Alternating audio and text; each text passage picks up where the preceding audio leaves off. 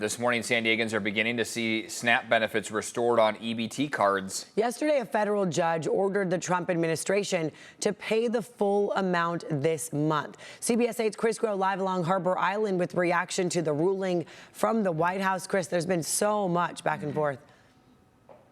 There's been so much back and forth, and at the end of the day, this is still all very a confusing process and dizzying, if you will, and caught in between are 42 million Americans who rely on SNAP to find out where they will be able to get their groceries, to have the possibility of getting their groceries. Now, let's go through what we are hearing. We'll start with California Governor Gavin Newsom, who celebrated this judge's ruling, saying that Californians will soon begin to receive their full payments on their EBT cards. And that was after, yes, a judge in Rhode Island admonished the Trump administration for their plan to send out partial payments to SNAP and then ordered for them to go ahead and make full payments. Now, as we have covered here, this is a program that normally costs about $8 billion. The Trump administration initially said that they were going to freeze the month of November because they did not have money.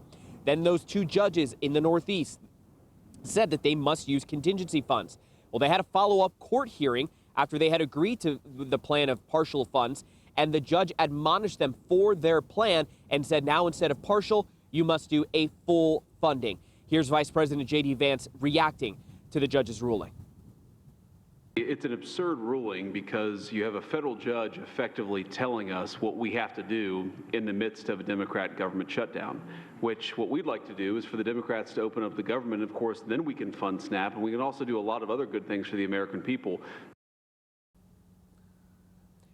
Now take a look at your screen. For those of you who may have not received any benefits yet, we had heard anecdotally on social media that some SNAP benefits had begun to be dispersed, likely on a partial basis. But for those of you that have not or still need some of that supplemental food, there are still food distributions happening. Feeding San Diego is doing this one tomorrow from 10 a.m. to 12 p.m. at their main headquarters in Sorrento Valley. No registration is required.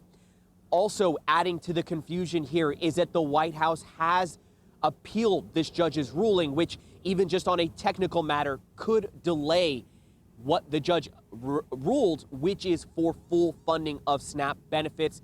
Just going through, of course, the time in which an appeal can be heard and so forth, even though the deadline was for today. So we are monitoring exactly what is going to happen and how this can all shake out.